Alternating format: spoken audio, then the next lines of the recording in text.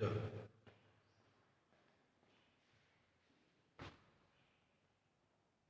हाँ देखिए, पिछले कक्षा में आपको मैं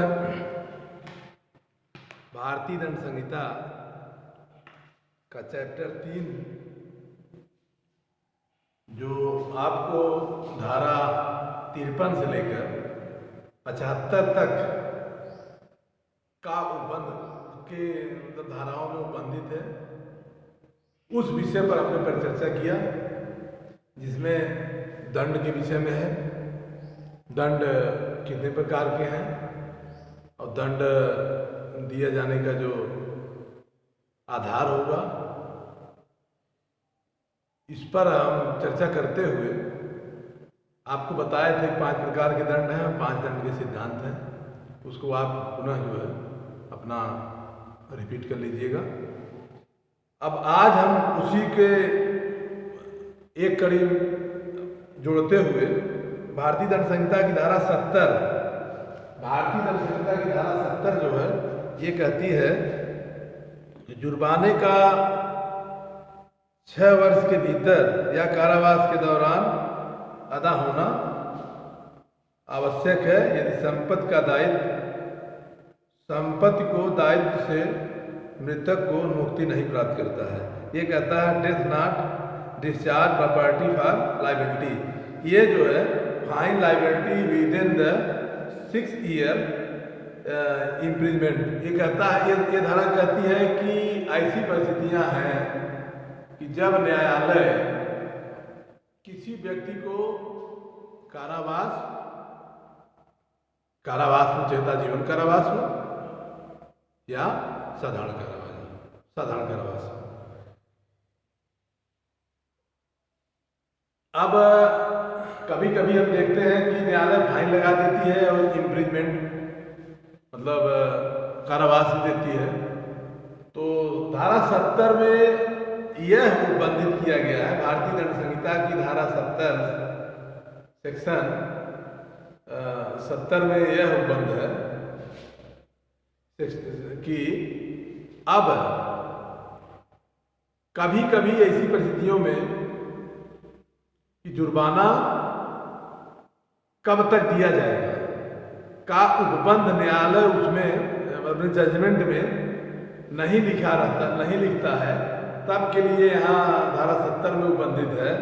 जब कभी ऐसी परिस्थितियां बने कि जब कभी न्यायालय किसी अभियुक्त को सजा देती है 5 साल, 3 साल, 6 साल, 10 साल, 20 साल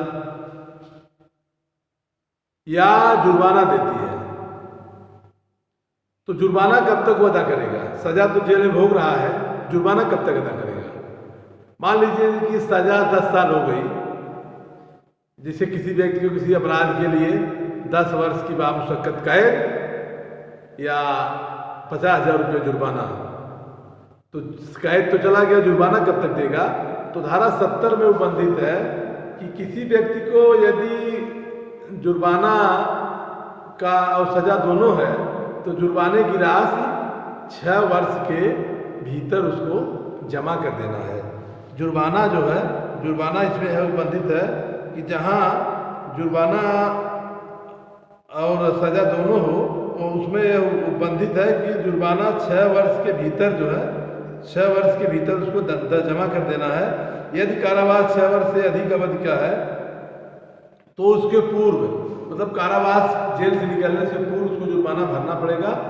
अन्यथा जैसा कि आपको 65 में उपबंधित किया गया, बताया गया था कि अगर जुर्माना और सजा दोनों है, सजा भोगता है, जुर्माना नहीं देता है, तो उसके लिए है कि उसका 1/4 जो है सजा बढ़ जाएगी।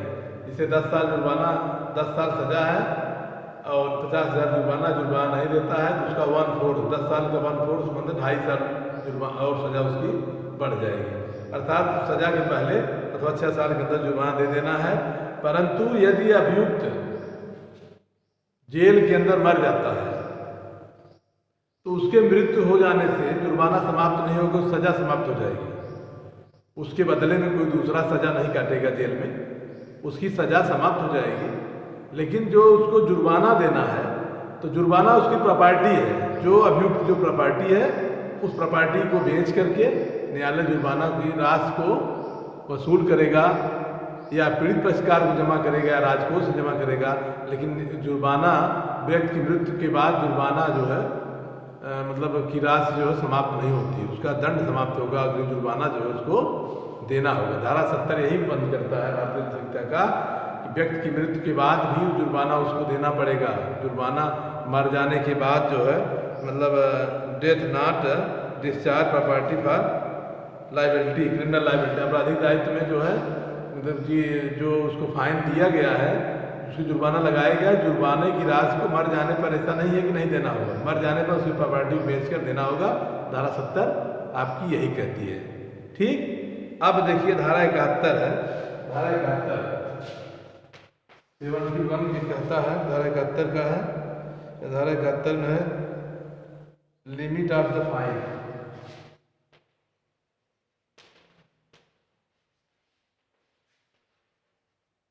Limit of the punishment.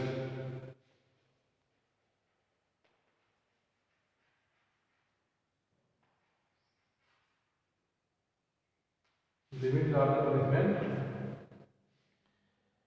Limits of the punishment of offence made by several person.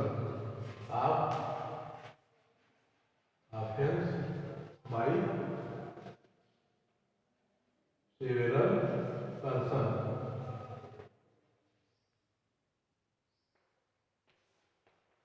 ये धारा 70 धारा 71 कहती है।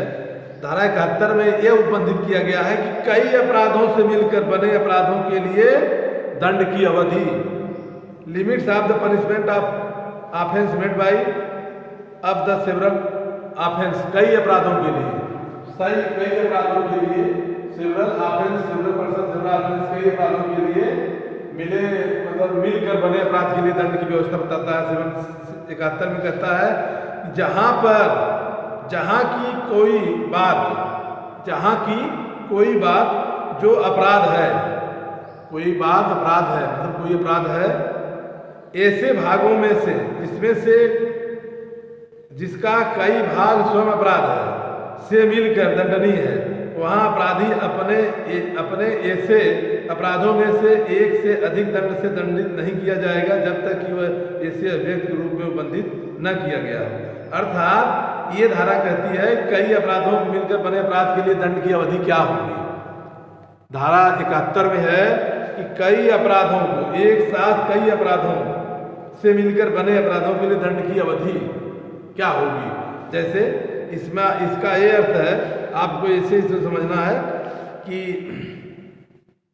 जहां पर कभी ऐसी परिस्थितियां बनती हैं कि कोई अभियुक्त एक साथ कोई अभियुक्त अपराध करता है, उस अपराध में एक ही संव्यवहार का अपराध करता है, अपराध का जो संव्यवहार है एक ही तरीके का है, तो दंड जो है उसका एक ही होगा। अगर अपराध भिन्न है तो एक ही संव्यवहार से भिन्न अपराध है तो दंड भी भिन्न होगा। जैसे धारा 71 में ये उपबंध कर किया गया है कि जहां पर कई अपराधों से मिलकर बने अपराधों के लिए अपराध की मात्रा का उपबंध यहाँ करता है। ये धारा कहती है कई अपराधों से मिलकर बने अपराधों के लिए दंड की अवधि। जहाँ की कोई बात अपराध है जो ऐसे भागों में से जो स्वयं में अपराध है से मिलकर बनती है, वहाँ अपराधी ऐसे अपराधों में से एक से अधिक दंड से दंडित नहीं होगा जब तक ऐसे अभियुक्त के रूप में उपबंधित न किया गया। परंतु इसके लिए दंड की व्यवस्था है, ये है, इसका आप ऐसे समझिए कि एक साथ एक ही संव्यवहार में अपराध कई करता है तो उसका दंड एक के साथ एक ही दंड से दंडित किया जाएगा। जैसे ध्यान दीजिए, जैसे ये उपबंध करता है कि एक आदमी ऐसे देखिए ए नामक व्यक्ति बी नामक व्यक्ति को लाठी से पीटता है और बी नामक व्यक्ति को 25 लाठी पीटता है। तो एक लाठी पीटने के लिए, एक लाठी किसी को मारने के लिए 323 आईपीसी धारा 323 में है उपहत कार्य करना, सिंपल इंजरी कार्य करना। एक लाठी मारता है, सिंपल इंजरी कार्य करता है, 1 वर्ष की सजा है। ठीक, 1 साल की सजा है। अब 1 साल की सजा 1 लाठी के लिए है, तो 50 लाठी मारा तो सजा कितना हो जाएगा? 50 साल। या 25 लाठी मारा सजा कितनी हो जाएगी? 25 साल। अगर ऐसा देना होता तो 25 1 लाख मतलब 1 लात मारा या 1 घूसा मारा तो 1 साल सजा हो गई, और 10 घूसा या 10 लात मारा 10 साल सजा हो जाएगी। ऐसा नहीं है, ऐसा दंड विधान में नहीं है। दंड विधान में तब कैसा है कि एक ही संव्यवहार में अगर कोई अपराध किया जाता है, एक ही घटनाक्रम में कोई अपराध किया करता है और उसी संव्यवहार का अपराध करता है, उसी संव्यवहार के दंड से एक ही दंड से दंडित किया जाएगा। अर्थात अगर वह 20 लाठी मारता है, 1 लाठी का 1 साल सजा है, तो 20 लाठी का 20 साल नहीं होगा, बल्कि कुल का 21 साल की सजा होगी। मतलब 1 ही साल की सजा होगी, न कि 20 साल सजा होगी। एक ही संव्यवहार में अपराध किया जाता है। लेकिन यदि उस अपराध का संव्यवहार बदल जाता है तो दंड भी बदल जाएगा। जैसे एक आदमी घर ए बी के घर जाता है, उसको 2-4 लाठी मारता है, 10 लाठी मारता है, इसके बाद उसका घर जला देता है और सामान उसका जो है सब उठा कर अपने घर चला आता है। तो यहाँ पर किसी का मतलब 323 हो जाएगा। देखिए 323, और किसी का घर जला देता है, घर जो कोई व्यक्ति का मकान जला देता है, घर जला देता है, तो 436 एकरी घर के बाद नष्ट कर देता है। 323/436, और उसके साथ साथ उसको जो है क्या करता है, उसके सामान को लूट लाता है। उसके सामान को मतलब जो उसका सामान था, कोई सामान था, उसको जो है लूट लाता है। 392 में लूटना है, 378 में चोरी है, 382 दंड है। चोरी उद्यापन लूट डकैती अंतर है, आपको बताएंगे हम। जैसे चोरी कोई करता है, जो कोई व्यक्ति संपत्ति को उसकी सहमति बिना ले जाता है। उद्यापन में स्टार्टर में धमका करके माल को ले लेता है, प्रॉपर्टी को आप रुपये दे दीजिए, नहीं गोली मार देंगे, ये कर देंगे, धमका कर 383 हो जाएगा। 378 है, 383 हो जाएगा। और लूट लेता है बल प्रयोग करके, मार करके या मतलब ऐसे करके लूट लेता है। व्यक्तियों की संख्या 1 हो अथवा 4 से कम हो। जो व्यक्तियों की संख्या 4 से अधिक हो जाए डकैती हो जाता है, तो लूट है। तो यहाँ पर 392 हो गया। तो अब यहाँ पर अब दंड की मात्रा सबकी बदल जाएगी। अब दंड से 323 में 1 साल की सजा है, और इसमें 7 साल की सजा है, और इसमें जो है कि 5 साल सजा है, तो दंड की मात्रा सबकी बदल जाएगी। यहाँ पर 323 में अगर 1 साल की सजा है, तो 1 साल की सजा होगी, 7 साल की होगी, 5 साल की होगी। न्यायालय इतना बात कह सकता है कि सभी सजाएं एक साथ चलेंगी। न्यायालय अपने जजमेंट में लिखता है कि जितनी धारा एक ही संविभाग के अपराध किए गए हैं, लेकिन इसका जो है सजा जो है एक ही साथ चलेगा। तो जो सबसे बड़ी सजा होगी जो 7 साल है, तो 7 साल के अंतर्गत 1 साल ये भी खत्म हो जाएगा, 5 साल ये भी खत्म हो जाएगा, 7 साल वाला मतलब एक ही संविभाग है। अपराध अगर भिन्न है दंड भिन्न हो जाएगा, अपराध एक ही है तो दंड भी एक ही हो जाएगा। अर्थात एक ही संविभाग में किए गए अपराध के लिए धारा 71 कहती है कि एक ही संविभाग में कोई अपराध किया जाता है, उसकी दंड की मात्रा एक ही होगी। अगर अपराध बदल जाता है दंड मात्रा बदल जाएगा, ध्यान दीजिएगा।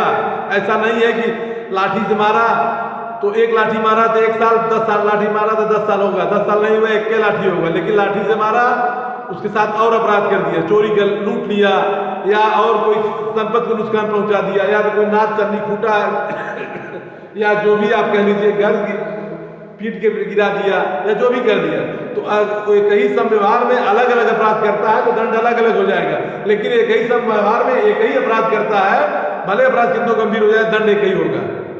71 क्लियर। आइए 72 में। 72 देखिए क्या कहता है।